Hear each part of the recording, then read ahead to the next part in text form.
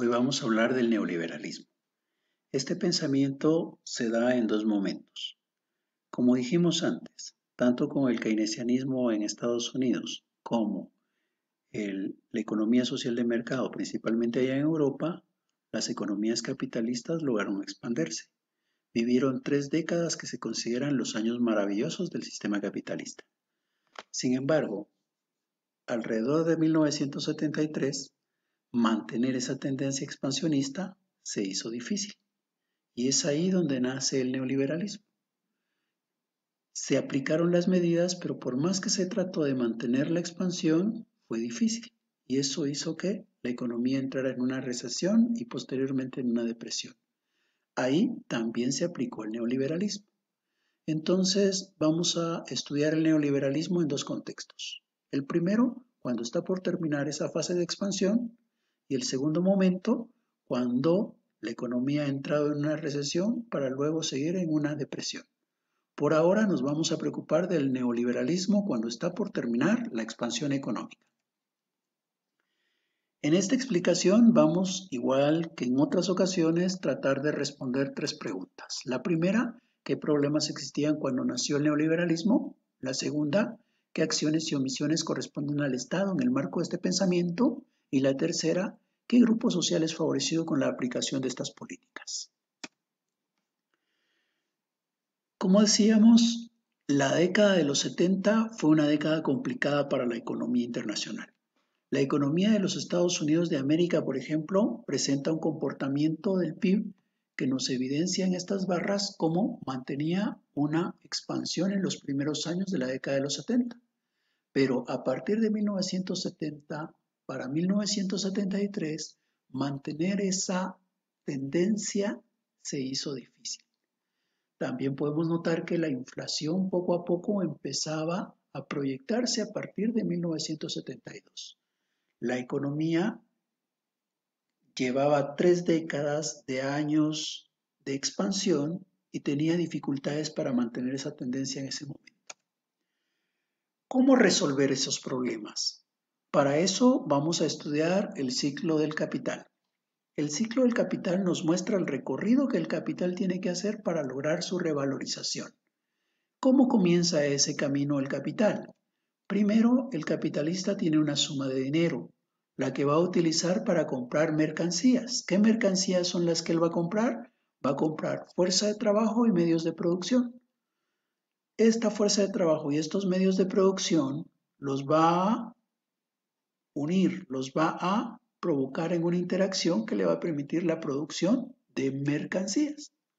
Pero obviamente las mercancías que obtiene acá son distintas a las mercancías que tenía al principio, porque estas mercancías como valores de uso son distintas a las mercancías que él ha comprado. La fuerza de trabajo y los medios de producción van a servirle para producir. El valor de uso que tiene la fuerza de trabajo y los medios de producción se van a evidenciar en el proceso de producción. Pero estas mercancías tienen un valor de uso distinto. Los bienes muebles tienen un uso diferente. Ahora, como valores también son diferentes, porque las mercancías que él ha comprado valen menos que las mercancías que se van a obtener al final del proceso de producción. ¿Y por qué estas mercancías que tenemos acá con este signo valen más que las que se tenían al principio? Porque aquí hay en medio un proceso de producción y ese proceso de producción implica un proceso de trabajo. Ese trabajo es el creador de valor.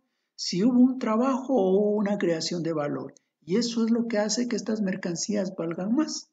Ahora, cuando él regrese al mercado con el ánimo de vender estos muebles, definitivamente los va a vender por una suma de dinero que es superior también a la que tenía al principio.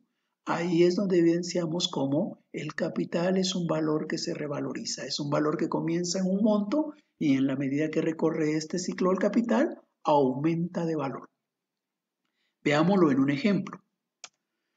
Este capitalista tiene 1000 unidades monetarias. ¿Qué hace con las 1000 unidades monetarias? Ir al mercado y buscar comprar fuerza de trabajo y medios de producción.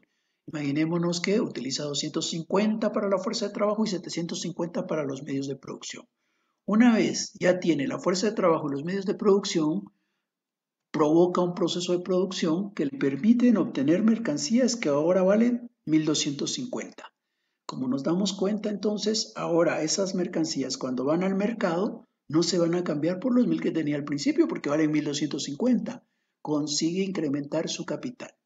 En la medida que este capital recorre una vez ese camino, ha aumentado en 250 unidades monetarias. Si nosotros logramos recorrer este camino 2 veces en un año, quiere decir que el capital crecería en 500 unidades. Si lo hacemos 3 veces en el año, crecería 750. Y si recorre 4 veces este camino en un año, el capital se estaría duplicando. El capitalista está interesado en recorrer este camino el mayor número de veces posible. Entonces, ¿qué es lo que va a buscar? Tratar de que cada uno de estos pasos se dé de la forma más rápida. Pero veamos qué es lo que hay acá. Este ciclo del capital encierra fases. ¿Cómo podemos identificar esas fases? Veamos. En la primera fase, el capitalista tiene una suma de dinero que la va a convertir en las mercancías, fuerza de trabajo y medios de producción. Eso quiere decir que su capital va a cambiar de la forma dinero a la forma de capital productivo. Esta es la primera fase y se realiza en el mercado cuando el capitalista convierte su dinero en capital productivo. Luego podemos identificar una segunda fase. ¿Qué ocurre en esta segunda fase? En esta segunda fase el capitalista ya tiene el capital productivo.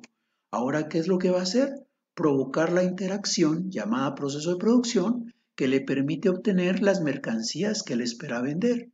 Es decir, el capital va a dejar su forma de capital productivo para convertirse en capital mercancía.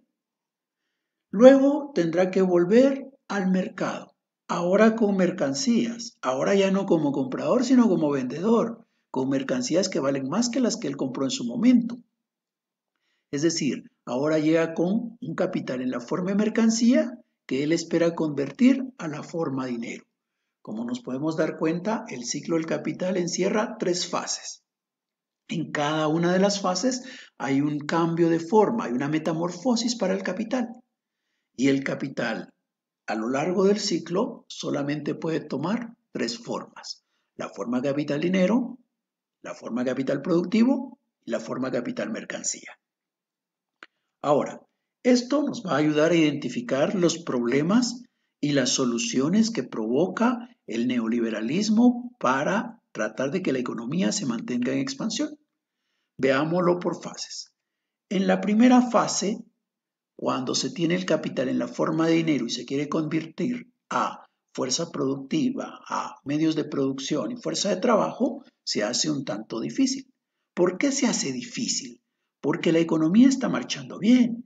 Está marchando tan bien que todos los trabajadores están empleados, que es muy difícil encontrar a un trabajador desempleado.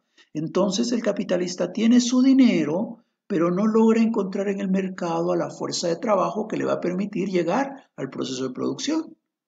En otras ocasiones, la economía está marchando tan bien que todas las máquinas, que todos los medios de producción se han vendido. Entonces llega el capitalista al mercado con el ánimo de comprar los medios de producción y resulta que estos no están disponibles porque ya se han agotado. La economía marcha tan bien que los inventarios se han vaciado, en el caso de los medios de producción, y que trabajadores desempleados es muy difícil encontrar. Entonces, ¿qué tiene el capitalista ahora? Tiene su capital en la forma de dinero y no logra convertirlo a la forma capital productivo para seguir avanzando en el ciclo. Él lo que tiene es entonces un problema de sobreliquidez. Tiene el dinero y no sabe qué hacer con él. Tiene el dinero y no puede convertirlo en el capital productivo que le permite avanzar en este ciclo del capital. ¿Cómo puede resolver el problema de la sobreliquidez?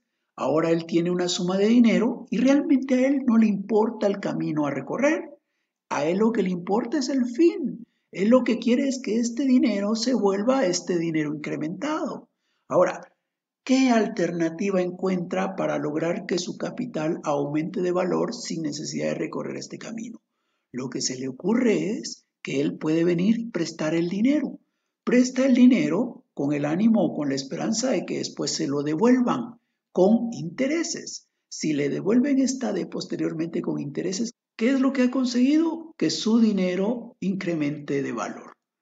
Entonces, promover la deuda pública externa va a ser la solución al problema de sobreliquidez. ¿Por qué es una deuda pública? Porque a quien le va a prestar el dinero es a los estados. ¿Y por qué es externa? Porque va a ir a buscar estados, principalmente subdesarrollados, para otorgarles estos préstamos. Los países subdesarrollados se van a endeudar y con esto los capitalistas de los países desarrollados van a lograr superar el problema de la sobreliquidez. En otras ocasiones se lograba pasar la primera fase, es decir, lograban convertir su dinero a capital productivo, pero estando en esa segunda fase, teniendo el capital productivo, no lograban llegar a tener las mercancías para la venta. ¿Por qué no lograban que sus mercancías pudieran lograr esta producción de bienes para la venta? Porque este proceso de producción estaba sufriendo algunas restricciones de carácter legal. Hay países desarrollados donde empezaron a imponer normas que impedían que ciertas empresas, por ejemplo, pudieran realizar este proceso de producción.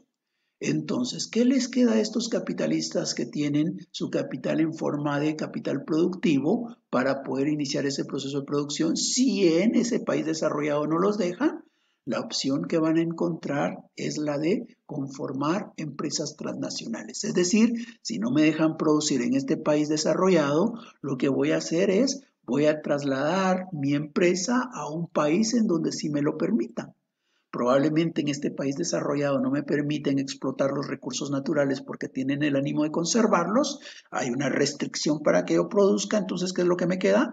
Lo que me queda es ir a buscar en el universo algún país en donde no hayan restricciones en cuanto a la explotación de recursos naturales y entonces yo pueda ir, establecerme y explotarlos. Se van a conformar las empresas transnacionales como una solución a esos problemas que traía las restricciones a la producción. En otros casos, el problema tiene que ver con que hemos logrado pasar la primera y la segunda fase. Es decir, hemos llegado a tener el capital en la forma de mercancías, pero no logramos convertirlo en aquel dinero incrementado. Es decir, tenemos una crisis de sobreproducción. Ese problema de la sobreproducción, ¿cómo podemos resolverlo? Lo vamos a resolver si conseguimos un mercado para nuestras mercancías. ¿Y cómo conseguir un mercado? Pues ahí existe la posibilidad de celebrar tratados de libre comercio. Tratados que nos van a permitir entrar, cruzar las fronteras de otro país para ir a vender los bienes de esos países desarrollados. Entonces aquí tenemos el esquema que nos muestra los tres problemas que existían cuando nace este neoliberalismo y la manera en que se pretendió resolverlos. Ahora, ¿realmente se logró resolver esos problemas? Pues veamos lo que tenemos. Aquí está una representación gráfica del comportamiento de la deuda pública externa de Guatemala comparada con las exportaciones y el Producto Interno Bruto. De 1974 a 1978. Nosotros nos podemos dar cuenta, si centramos nuestra atención en la línea negra, sobre qué tanto pesa nuestra deuda pública externa sobre las exportaciones. Y esto nos muestra que cuando estábamos en 1974, aproximadamente el 150% de la deuda comparado con las exportaciones. Es decir, nosotros exportábamos 100, pero por cada uno de esos 100 que exportábamos, 150 eran deuda que nosotros estábamos contrayendo. Mientras que cuando llegamos a 1978, resulta que ahí ya estamos, que por cada 100 que exportamos, nos estamos endeudando en más de 250. ¿Qué es lo que ocurre si centramos nuestra atención en el Producto Interno Bruto? En el Producto Interno Bruto, que es la línea roja, nos podemos dar cuenta que también ocurre algo similar. En este caso, los números son los de la derecha. Nos damos cuenta que en 1974 la deuda representaba aproximadamente el 15% del producto. Es decir, si nosotros quisiéramos pagar toda la deuda en 1974, teníamos que usar aproximadamente el 15% de nuestro producto para entregarlo a los acreedores. Con eso solventábamos nuestra deuda. Ahora, ¿qué pasó? Ya para 1978 resulta que entregar el 15% no nos hubiera permitido solventar la deuda. Ya en 1978 teníamos que entregar aproximadamente el 36% de nuestra producción. ¿Qué evidencia esto? Que Guatemala se endeudó en la década de los 70. Ahora, el otro elemento del que hablamos fue la inversión extranjera, esa que permitía al capitalista de un país desarrollado trasladarse y establecer empresas en países subdesarrollados. ¿Qué pasó con la inversión extranjera en Guatemala? La inversión extranjera en Guatemala a partir de 1972 empezó a aumentar y el único año en donde disminuyó fue en 1976, que es el año del terremoto. De ahí esa tendencia hacia arriba continuó. Eso que nos muestra que los capitalistas encontraron en Guatemala la posibilidad de venir a invertir, a establecer sus empresas, porque probablemente muchos de ellos ya no podían producir en la sede matriz. ¿Por qué? Porque allá existían ciertas restricciones para la producción. Y el elemento relacionado con la tercera fase que nos señala el tema de la sobreproducción y que es necesario conseguir mercados para estos países desarrollados, se evidencia en el comportamiento de las exportaciones y de las importaciones de Estados Unidos en la década de los 70. Si nos damos cuenta, a partir de 1971, las exportaciones de los Estados Unidos empezaron a aumentar, salvo una excepción, en general, la tendencia fue creciente. Esto que nos muestra que efectivamente el neoliberalismo creó condiciones favorables para que los capitalistas lograran superar la crisis que tenían de sobreliquidez, los problemas que enfrentaban con las restricciones a la producción y la sobreproducción que se tenía en ese momento. Con esta explicación, esperamos poder contestar las tres preguntas que nos planteamos al inicio. ¿Cuáles eran los problemas que existían cuando surge el neoliberalismo en la fase de expansión? ¿Cómo se pretendían resolver esos problemas? ¿Y quién sale favorecido con la aplicación de esas políticas? Muchas gracias.